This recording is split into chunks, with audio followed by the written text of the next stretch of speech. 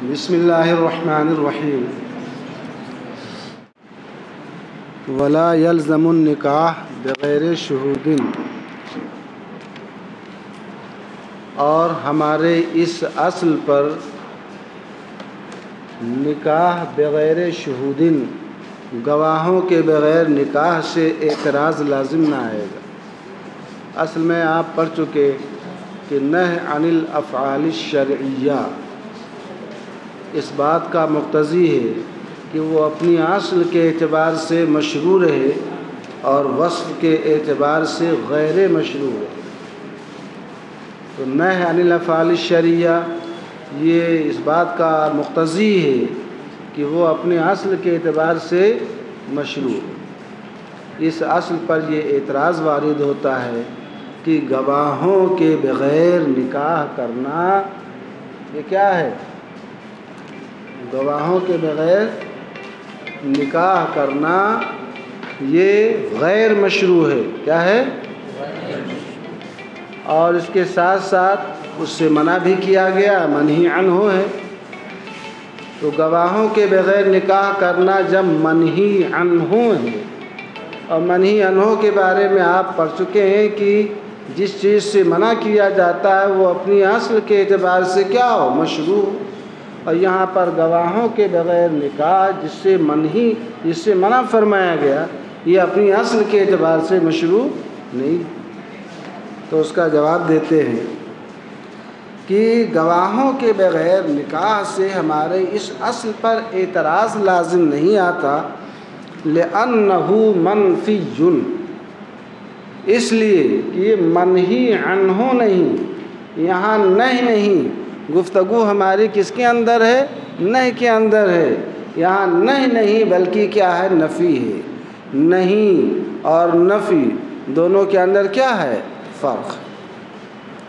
لِأَنَّهُ مَنْفِيٌّ بِقَوْلِهِ علیہ السلام لا نکاح الا بشہود، اس لیے کہ حضور علیہ السلام کے ارشاد لا نکاح الا بشہود سے اس کی نفی فرمائی گئی ہے، نہیں فرمائی نہیں گئی ہے۔ فَكَانَ نَسْخًا لَا نَهْيًا، تو اب گویا لا نکاح الا بشہود سے جب نفی فرمائی گئی تو گویا شارع نے لا نکاح فرما کر کے گواہوں کے بغیر نکاح کو منسوخ فرما دیا۔ تو یہ نسخ ہے۔ کیا ہے؟ نسخ ہے، نہیں۔ اور ہماری گفتگو جو ہے وہ نسخ کے اندر، نفی کے اندر نہیں بلکہ کس کے اندر ہے؟ نہیں کے اندر۔ نہیں ہوتی تو آپ کہہ سکتے تھے کہ وہ جس سے منع کیا جاتا ہے جس فعل سے وہ فعل اصل کے اعتبار سے مشروع ہوتا ہے، اور یہاں اصل کے اعتبار سے وہ مشروع ہے نہیں۔ ایک جواب۔ دوسرا جواب دیتے ہیں وَلِأَنَّ النِّكَاحَ شُرِعَ لِمِلْكٍ ضَرُورِيٍّ لا ينفصل عن الحل، نکاح مشروع ہوا ہے کس کے لیے؟ ایک ملک ضروری کے لیے۔ اس کے لیے آپ غور کریں گے کو نکاح کی جو مشروعیت ہے ایک ملک ضروری کی وجہ سے ہے۔ نکاح میں اصل یہ ہے کہ وہ مشروع نہ ہو، اس لیے کہ نکاح کے اندر غور کیا جائے تو ایک آزاد عورت کے اوپر غلبہ اور استیلا ہوتا ہے جو اس کی آزادی کی اور حریت کے کیا ہے؟ منافی ہے۔ جب وہ آپ کی ملک کے اندر داخل ہو گئی، سمجھ رہے نہیں سمجھیں، تو وہ حرہ کہاں رہ گئی؟ آزاد رہ گئی ہو۔ تو نکاح میں اصل یہ ہے کہ وہ مشروع نہ رہے، اس لیے کہ نکاح کے اندر آزاد عورت کے اوپر غلبہ و استیلا ہوتا ہے، اور غلبہ و استیلا یہ اس کی حریت کے منافی ہے، مگر پھر بھی یہاں پر نکاح کو مشروع فرمایا گیا نسل کی بقا کی ضرورت کی وجہ سے۔ کس کی وجہ سے؟ نسل انسانی کی بقا ہو ہی نہیں سکتی ہے جب تک کہ اس محل کے ساتھ استمتاع کا وہ مالک نہ ہو جائے۔ تو اسی کو فرماتے ہیں کہ نکاح جو ہے یہ مشروع ہوا ہے ایک ایسے ملک ضروری کی وجہ سے جو ملک ضروری حلت سے منفصل نہیں ہوا کرتا ہے۔ کیا مطلب؟ یعنی جب وہ ملک ضروری حاصل ہوگا تب وہاں پر حلت کیا ہوگی؟ وہ حاصل ہوگی، حلت وہاں پر کیا رہے گی؟ حاصل ہوگی۔ وَالتَّحْرِيمُ يُضَادُّهُ، اور تحریم جو ہے وہ حلت کے مضاد اور کیا ہے؟ وہ منافی ہے۔ اب تحریم جب حلت کے مضاد اور منافی ہے تو اب ایسی صورت میں یہاں پر اگر تحریم کا اعتبار کر لیا جائے تو ایسی صورت میں وہ حلت معدوم ہو جائے گی جو حلت منفصل نہیں ہوا کرتی ہے کس چیز سے؟ وہ ملک ضروری سے۔ یعنی اگر اس کو ہم کیا مان لیں؟ غیر مشروع مان لیں، حرام مان لیں، تو اب ایسی صورت میں لازم یہ آئے گا کہ جس حلت کی خاطر جو ہے یہاں پر نکاح کو مشروع فرمایا گیا ہے وہ نکاح کی مشروعیت ہی یہاں پر کیا ہے؟ باقی نہ رہے، برخلاف بیع کے۔ برخلاف بیع کے اندر بھی مبیع کے اوپر ملکیت حاصل ہوتی ہے اور نکاح سے بھی ایک ملکیت حاصل ہوتی ہے، مگر دونوں ملک کے اندر کیا فرق ہے؟ نکاح کے اندر محل پر جو ملکیت حاصل ہوتی ہے وہ ملک ضروری ہے، جو ملک ضروری حلت سے منفصل نہیں ہوا کرتی، گویا حلت اس کا ایک لازمہ ہے، ایک امر لازم ہے، برخلاف بیع کے جس بیع کی وضع ہی ہوئی ہے عقد بیع کے بعد مبیع کے اندر افادہ ملک کے لیے، ایجاب ملک کے لیے، اثبات ملک کے لیے، برخلاف بیع کے لِأَنَّهُ شُرِعَ لِمِلْكِ الْعَيْنِ، اس لیے کہ بیع مشروع ہوا ہے ملک عین کے لیے کہ بیع کرنے کے بعد مشتری عین مبیع کا، ذات مبیع کا کیا ہو جائے؟ وہ مالک ہو جائے۔ بیع مشروع ہوئی ہے ملک عین کے لیے، ملک ذات کے لیے، والحل فیہ تابع، اور بیع کے اندر حلت ایک کیا ہے؟ امر تابع کیا ہے؟ اصل نہیں ہے۔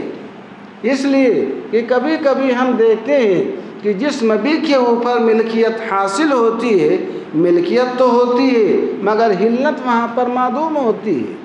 ہم نے کسی مجوسیہ باندی کو خریدا، ہم اس کے مالک تو ہو گئے، مگر آپ مجھے یہ بتائیں کیا اس سے انتفاع حلال ہے؟ انتفاع حلال ہے؟ تو فرماتے ہیں برخلاف بیع کے، اس لیے کہ وہ عین کے ذات کی ملکیت کے لیے مشروع ہوئی ہے، والحل فیہ تابع، اور حلت اس کے اندر اصل نہیں بلکہ کیا ہے؟ تابع ہے۔ الا ترى، کیا آپ دیکھتے نہیں انہ شرع فی موضع الحرمت، کہ بیع مقام حرمت کے اندر مشروع ہوا ہے۔ کیا مطلب؟ یعنی جس مقام اور محل میں وطی کرنا حرام ہے اس کی بھی بیع مشروع ہے کہ نہیں مشروع ہے؟ کیا مطلب؟ ہم مجوسیہ باندی کی بیع کر سکتے ہیں، اسے خرید کر سکتے ہیں، باوجود کہ مجوسیہ باندی سے وطی کرنا کیا ہے؟ حرام ہے۔ کیا آپ دیکھتے نہیں کہ بیع حرمت وطی کے مقام کے اندر مشروع ہے؟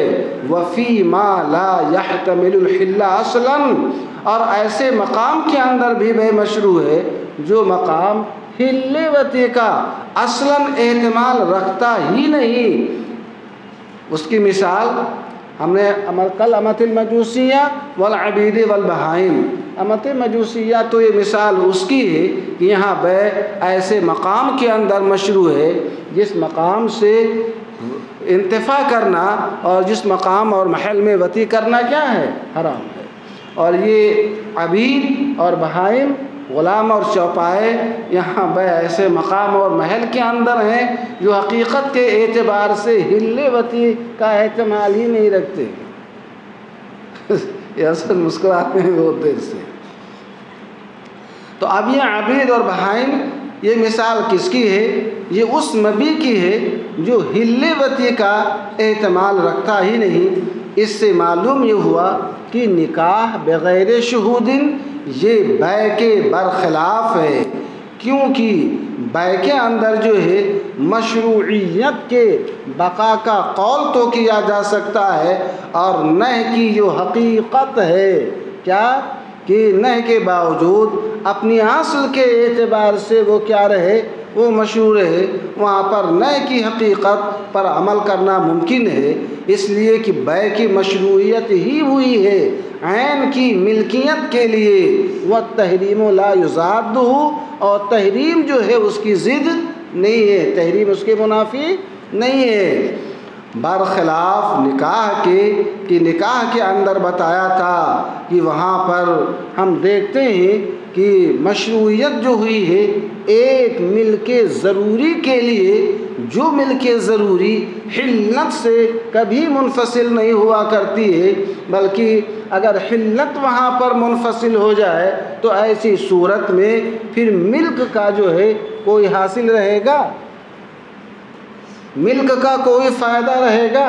ملک جس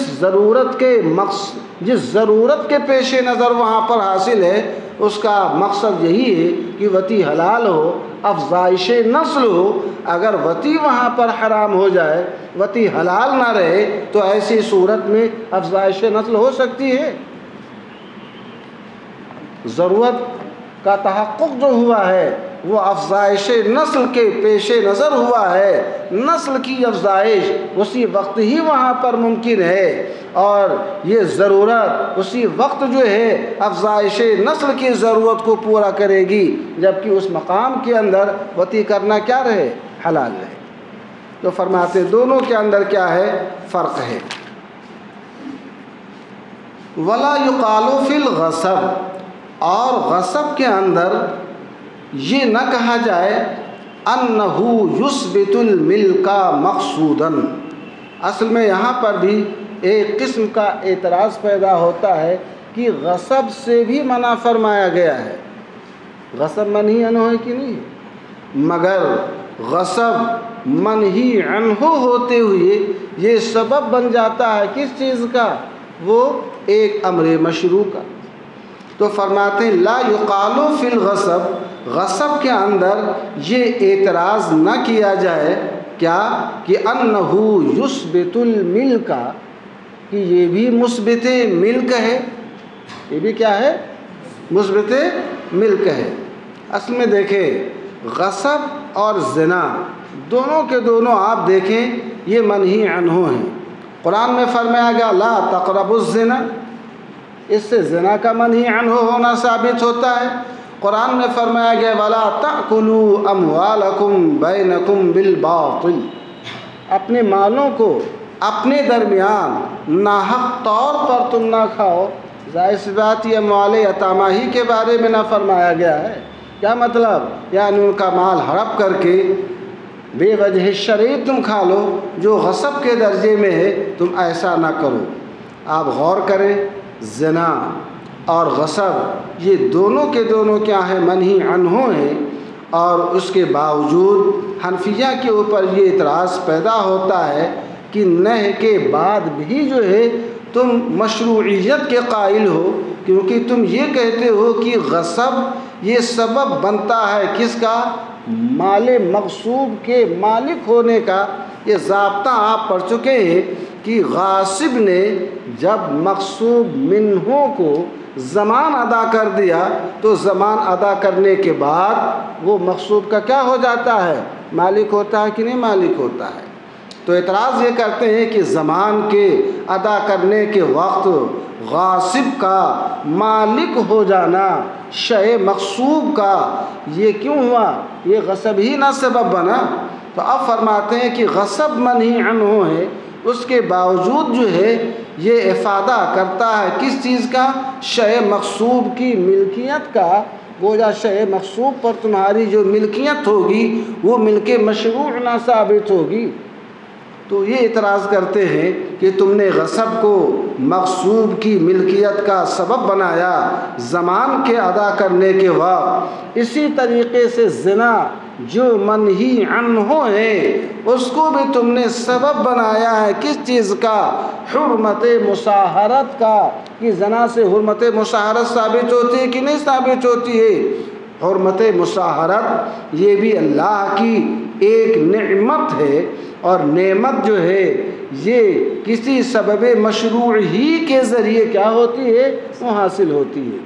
اس سے معلوم یہ ہوا کہ غصب اور زنا یہ دونوں کے دونوں منہی عنہ ہیں، اور اس کے باوجود یہ دونوں کے دونوں سبب بنتے ہیں کس چیز کے؟ ایک امر مشروع کے، کہ غصب ادائے زمان کے وقت سبب بن جاتا ہے شے مغصوب کے مالک ہونے کا، اور یہ زنا یہ سبب بن جاتا ہے حرمت مصاہرت کی مشروعیت کا۔ سمجھ رہے؟ تو اس کا جواب دیتے ہیں لا یقال فی الغصب، غصب کے اندر یہ اعتراض نہ کیا جائے کہ غصب منہی عنہ ہے، اور منہی عنہ ہونے کے باوجود یہ ثابت کرتا ہے، کس چیز کو ثابت کرتا ہے؟ ملک کی مشروعیت کا، ملک کا اس بات کرتا ہے مقصودم بھی، اس حال میں کہ وہ ملک مقصود قصداً اسی بے کے ذریعے ثابت ہوتا ہے۔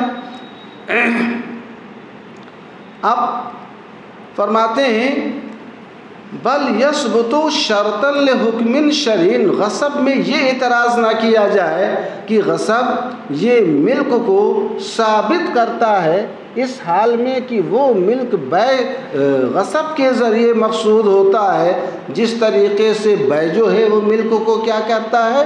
ثابت کرتا ہے۔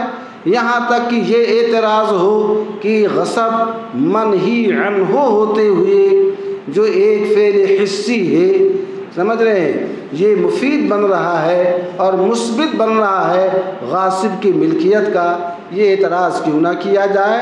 فرماتے ہیں کہ غصب یہ ملک کا اس بات مقصوداً نہیں کرتا ہے، بل یثبت شرطاً لحکم شرعی وهو الزمان، بلکہ غصب یہ ملک کو جو ثابت کرتا ہے شرطاً لحکم شرعی، ایک حکم شرعی کی شرط بن کر کے، وہ حکم شرعی کیا ہے؟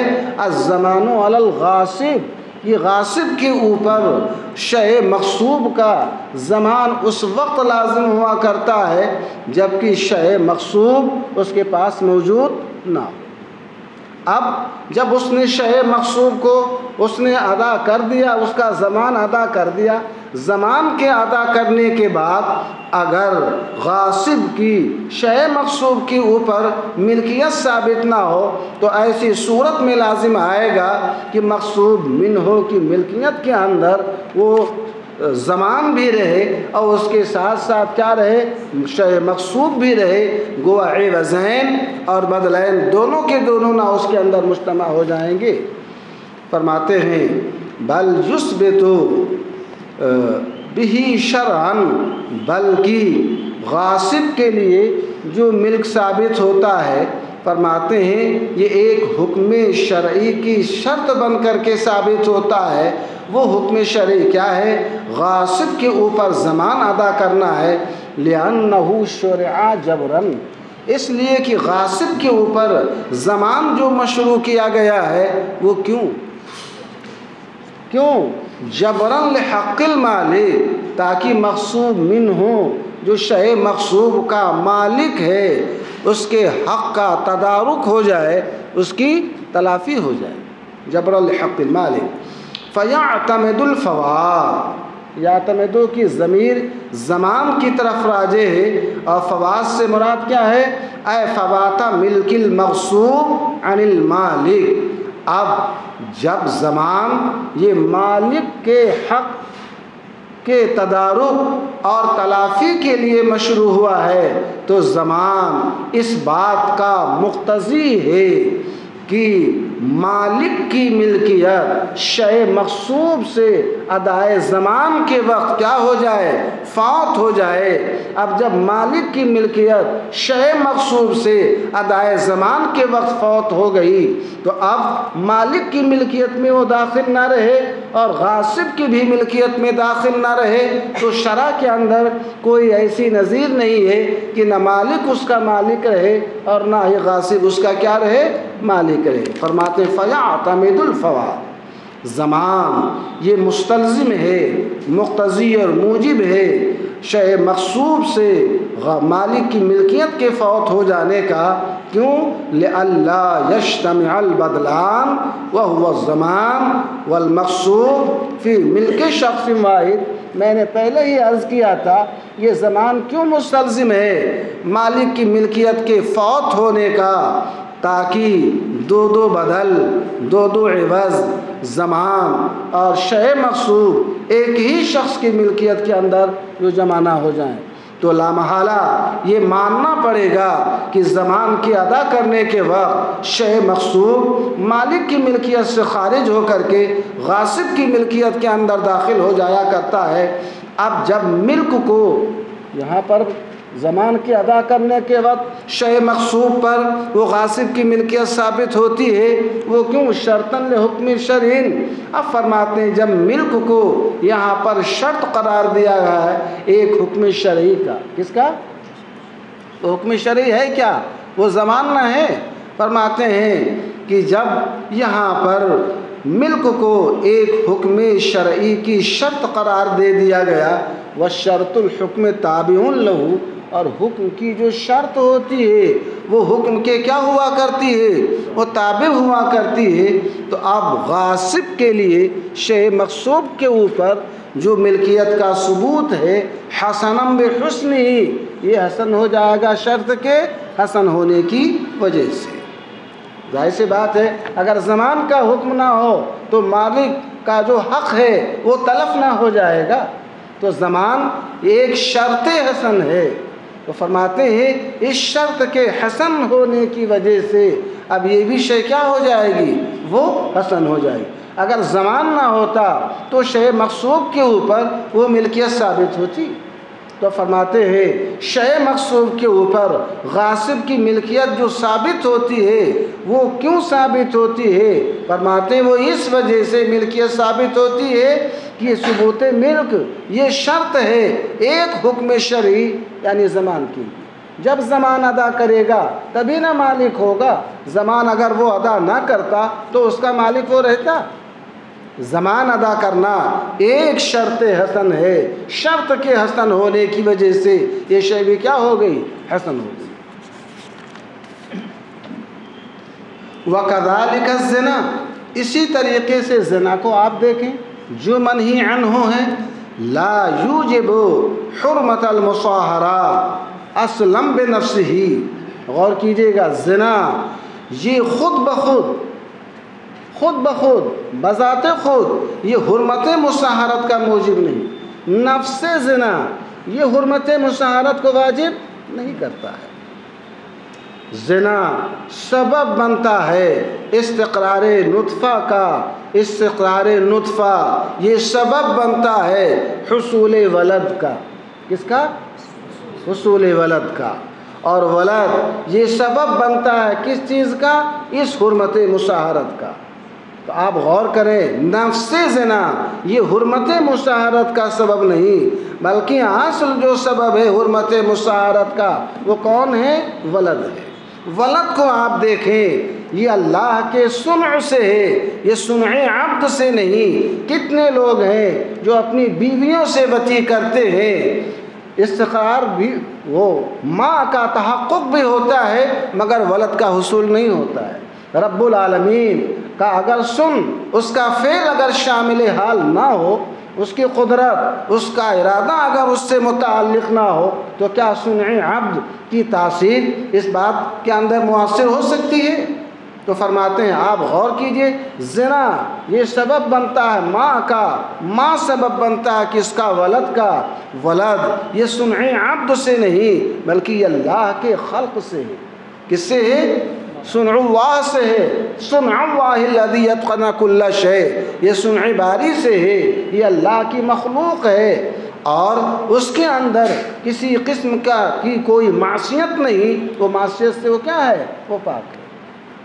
اصل تو معصیت وہ فعل ہے، مگر جو سبب بن رہا ہے حرمت مصاہرت کا، اس میں کسی قسم کی کوئی معصیت ہے، سمجھ رہے ہیں؟ تو اب جو حرمت مصاہرت کا سبب بن رہا ہے وہ فعل معصیت نہیں، بس مگی فعل معصیت کوئی اور شے ہے، اسی کی طرف اشارہ فرماتے ہیں۔ اسی طریقے سے زنا یہ حرمت مصاہرت کو اصلاً بے نفس ہی واجب نہیں کرتا، بل انما ہوا سبب للماء، بلکہ زنا یہ سبب بنتا ہے کس چیز کا؟ ماء کا، منی کا سبب بنتا ہے، والماء المنی سبب للمنع للولد، اور ماء یعنی منی یہ ولد کا سبب بنتی ہے، والولد هو الاصل فی استحقاق الحرمات، اور ولد ہی اصل ہے، بنیاد ہے حرمتوں کے استحقاق میں،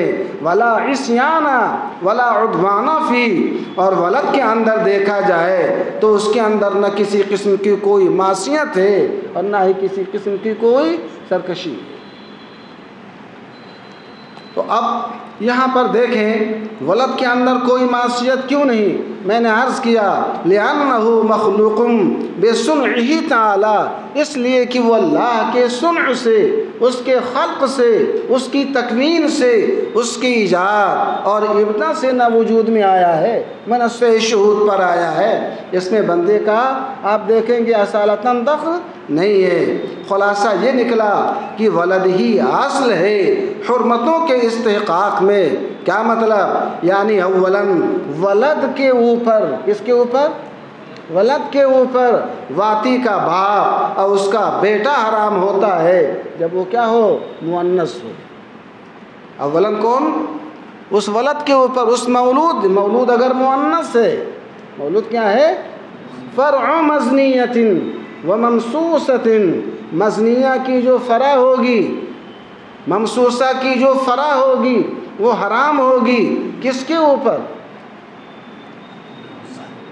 مزنیہ کی جو فرع ہوگی وہ حرام ہوگی کس کے اوپر؟ اصول کے اوپر اور فروع کے اوپر۔ تو یہاں پر فرماتے ہیں کہ ولد کے اوپر اولاً واتی کا جو باپ ہوتا ہے اور اس کا ابن، یعنی اس کے اصول و فروع نہ حرام ہوتے ہیں جب وہ مولود کیا ہو؟ مؤنث ہو۔ اسی طریقے سے موتوا کی جو ماں اور موتوا کی جو بیٹی ہوتی ہے، یعنی موتوا مزنیہ کے اصول و فروع حرام ہوتے ہیں جب وہ کیا ہوتا ہے؟ مولود مذکر ہوتا ہے۔ مولود کیا ہوتا ہے؟ مذکر ہوتا ہے۔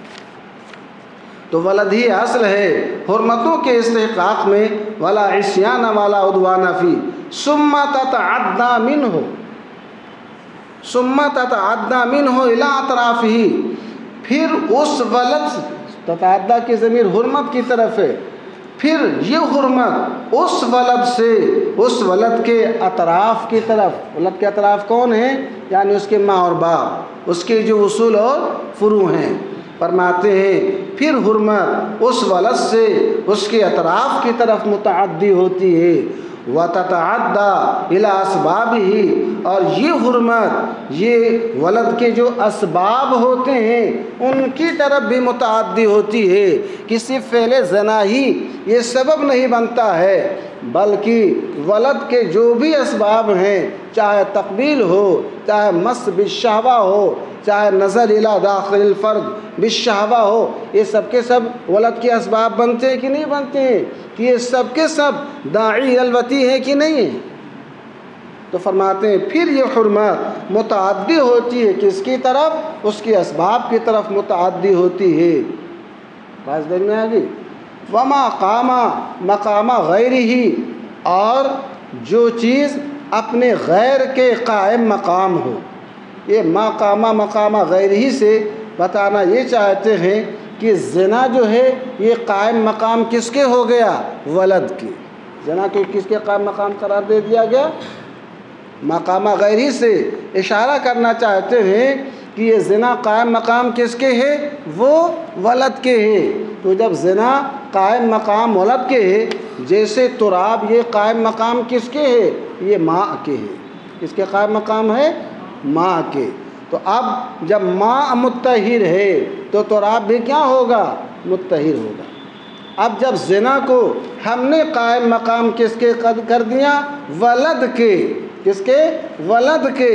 اور ولد کے اندر جب کوئی معصیت نہیں، کوئی عدوان نہیں ہے، تو اب آپ یہ نہیں کر سکتے ہیں کہ ایک امر حرام یہ سبب بنا کس کا؟ ایک امر مشروع کا۔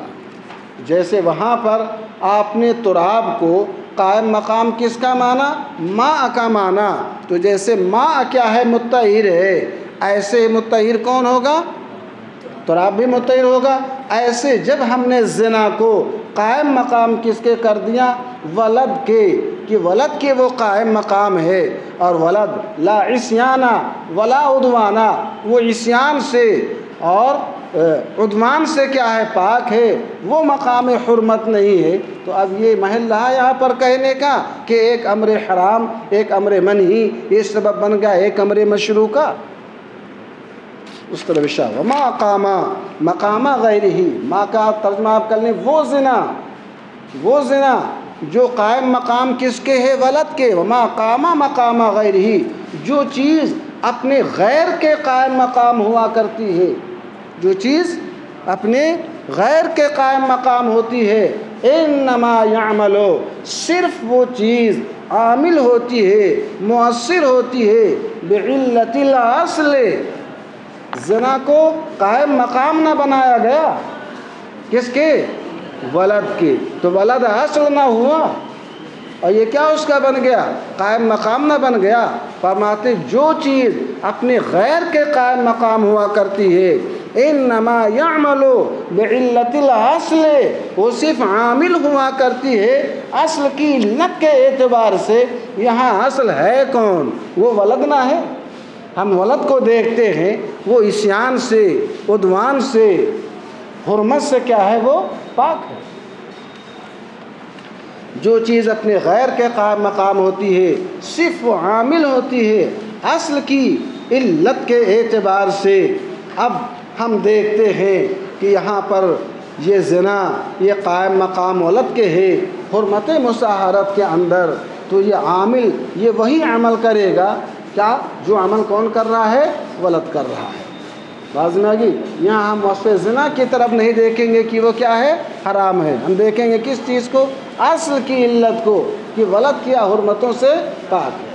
اللہ تعالیٰ کیا آپ دیکھتے نہیں ان الترابا لما قام مقام الماء، جب تراب جو ہے، جب تراب یہ قائم مقام کس کے ہے؟ وہ پانی کے ہے۔ نظر الی کون الماء مطہرا، ہم نے تراب کو قائم مقام بنایا، پانی اصل ہے۔ سمجھ میں آگئی؟ تو جب کوئی چیز کسی کے قائم مقام ہوتی ہے تو اصل کی علت کے اوپر عمل کیا جاتا ہے۔ کس کے اوپر؟ اصل کی علت کے اوپر۔ اصل اگر مطہر ہے تو یہ بھی مطہر ہے، اصل مطہر نہیں تو یہ بھی مطہر نہیں ہے۔ کیا آپ دیکھتے نہیں کہ تراب مٹی جب پانی کے قائم مقام ہے، نظرا الی کون الماء مطہرا، تو نظر کس کی طرف کیا گیا؟ پانی کے اصل کے مطہر ہونے کی طرف نظر کیا گیا۔ وسقط عنہ وصف التراب، اور اس سے کس سے؟ یعنی تراب سے جو ہے فرماتے ہیں وصف تراب کیا ہو گیا؟ ساقط ہو گیا۔ فَكَذَلِكَ ہونا، تو ایسے ہی جب زنا یہ قائم مقام کس کے؟ ولد کے ہو گیا، تو اب نظر ولد کی طرف کیا جائے گا، یہاں پر زنا کو نہیں دیکھا جائے گا۔ بات میں آ گئی؟ جیسے ہم نے تراب کو پانی کے قائم مقام کر دیا تو نظر پانی کی طرف کیا گیا، مطمح نظر، منظور نظر یہاں پر وہ ماء ہے، اور یہاں پر وصف تراب بالکل حدر ہے، معرض صفر کے اندر ہے، اس کی طرف توجہ نہیں کی جائے گی۔ اسی طریقے سے فرماتے ہیں ہاں ہونا یہاں پر یحضر وصف الزنا بالحرمتی، زنا جو وصف حرمت کے ساتھ متصف ہے، یہ وصف بھی کیا ہے؟ معرض صفر میں ہوگا، معرض سقوط میں ہوگا، محل سقوط میں ہوگا۔ حدر ہو جائے گا لا لقیام ہی مقامہ مالا یوسف و بذالک، اس لیے کہ زنا یہ ایسے اصل کے ایسے ولد کے قائم مقام ہے جو ولد لا یوسف و بذالک اس وصف کے ساتھ، وصف حرمت کے ساتھ متصف نہیں ہے۔ کس چیز کے اندر ہم نے زنا کو قائم مقام قرار دیا؟ جو ہے ولد کے فی ایجاب حرمت المصاہرہ، حرمت مصاہرت کے واجب کرنے۔